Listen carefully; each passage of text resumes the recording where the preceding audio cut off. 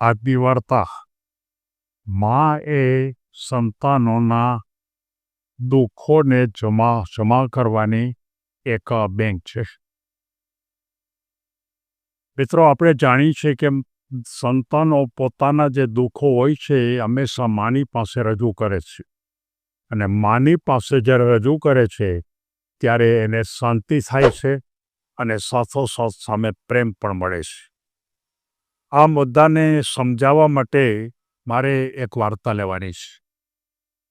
કોઈ એક નાના એવા ગામની અંદર રઘુ નામનો એક યુવાન અને તેની વૃદ્ધ માતા રહેતા હતા.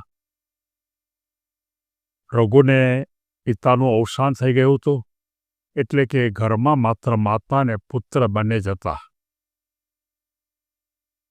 ખરેખર બંનેનો એકબીજાનો રોજિંદો એ સંઘર્ષમાંથી બહાર નીકળવા માટેનો એકબીજાનો સહારો હતો. પણ રઘુ તો હજી નાનો હતો. બાળપણમાં રઘુ ક્યારેક માતાના ખોળામાં માથું નાખી અને ખરેખર એ પોતે એકદમ રડવા માંડે, કરુણાથી રોવા માંડે. ક્યારેક શાળાની અંદર કંઈ તકલીફ પડે, કોઈ શિક્ષક જાય તો એ તરત જ આવીને માતાના ખોળામાં માથું રાખી અને રડવા માંડે. કોઈ પણ નાના મોટા દુઃખ એ જ્યારે જાય અને ત્યારે એને તકલીફ પડે, મુશ્કેલી પડે, એટલે બીજા કોઈ પણ પાસે પ્રશ્નો ઉકેલવાને બદલે એ માતાના ખોળામાં માથું રાખી દે. બંને વચ્ચે કોઈ પણ પ્રકારના શબ્દોનો વ્યવહાર હોય જ નહીં. માત્ર ને માત્ર માતા એના માથામાં હાથ ફેરવે એટલે રઘુના મનમાં એકદમ શાંતિ થઈ જાય, અને એ જે પ્રશ્નો હોય એ બધા જ પ્રશ્નોનો એ નિચોડ આવી જાય. એને કોઈ પણ વખતે માતાના ખોળામાં માથું રાખવાથી બહુ શાંતિ મળતી. એટલે કે સાચા અર્થમાં, જેમ આપણે કોઈ વખતે આપણે પૈસા હોય તો એ પૈસાને મૂકવા માટે એક બેંક હોય છે, એવી રીતે રઘુના મનમાં એક જ પ્રશ્ન હતો કે મને ક્યારેય પણ તકલીફ પડે એટલે એ તકલીફનો સહારો મારે માત્ર માતાના ખોળામાં માથું રાખી અને સૂવાનો, અને માતા મારા માથા ઉપર હાથ ફેરવે એટલે મારા જે દુઃખો છે એ આપોઆપ વયા જાય. ઘણીવાર નુકસાન થાય. મોટો થયો રઘુ, વ્યવસાયમાં જાય, વ્યવસાયમાં તકલીફ પણ પડે, તો તકલીફ પડે એટલે બીજા કોઈને ન કહે. એના માટે એક જ વાત, જીવનમાં ક્યારેય પણ નિરાશા લાગે, ક્યારેય પણ તકલીફ પડે, ક્યારેક એવું પણ બને કે કોઈ એના ઉપર કોઈ ખીજાય, ગુસ્સો કરે, તો પણ એને માત્ર એક જ રસ્તો કે એના માતાના ખોળામાં માથું રાખવાનું અને રડી મૂકે. પોકે પણ રોડે ઘણી વખત. આ બંને વચ્ચેનો સંબંધ એક જ પ્રકારનો. માતા કોઈ ઉપદેશ ના આપે, પણ માત્ર ને માત્ર મમતા, સંતાન અને માતા વચ્ચેની મમતા પરસ્પર આપલે થાય.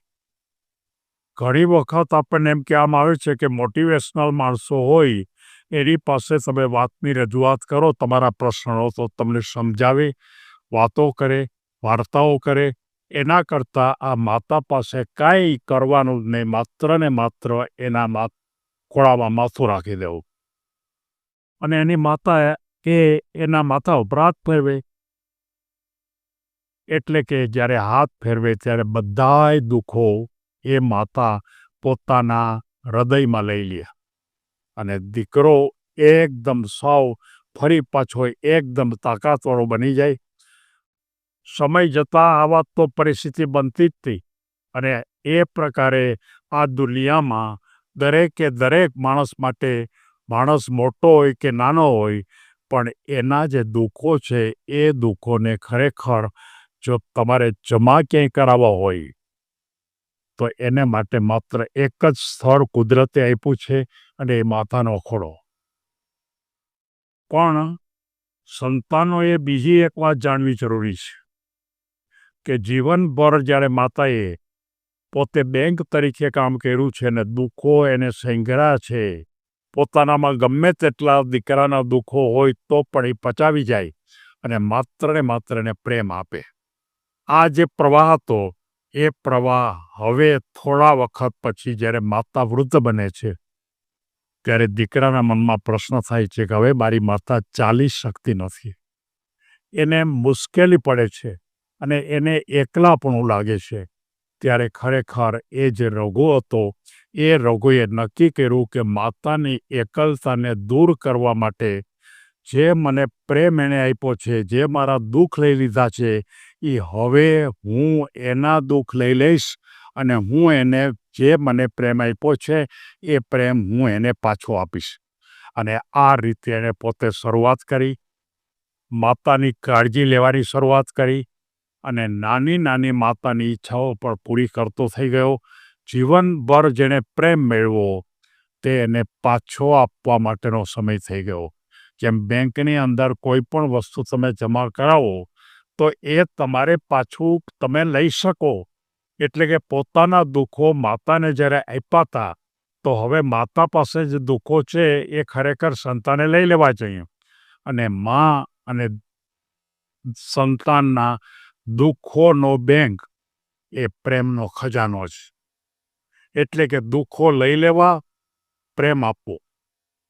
જો ખરેખર માતા વૃદ્ધ બને ત્યારે સંતાનો દુઃખ લઈ લે અને પછી સંતાનો માતાને પ્રેમ આપે.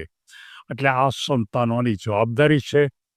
વૃદ્ધાવસ્થામાં દરેક માતા પિતાને આમ તો સંતાનોએ સાચવવા જોઈએ. કારણ કે જીવનભર તમે તમારા બધા દુઃખો એના ખોળામાં મૂકી અને એ બેંકમાં તમે જમા કરાવ્યા છે. હવે એના દુઃખો છે એની સામે તમારે જોવું છે.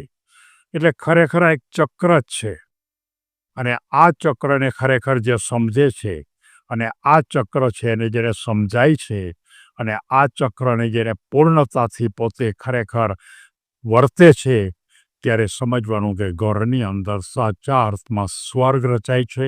અને આ સ્વર્ગ ભલે એની પાસે પૈસા નહોતા, ભલે એની પાસે સગવડતા નહોતી, કોઈ મોટો બંગલો નહોતો, સારી અન્ય પ્રકારની કોઈ બીજી કોઈ વ્યવસ્થા નહોતી, કોઈ ફર્નિચર નહોતું, પણ બંને વચ્ચે શરૂમાં પ્રેમ માતા આપતી હતી અને દુઃખો લઈ લેતી હતી.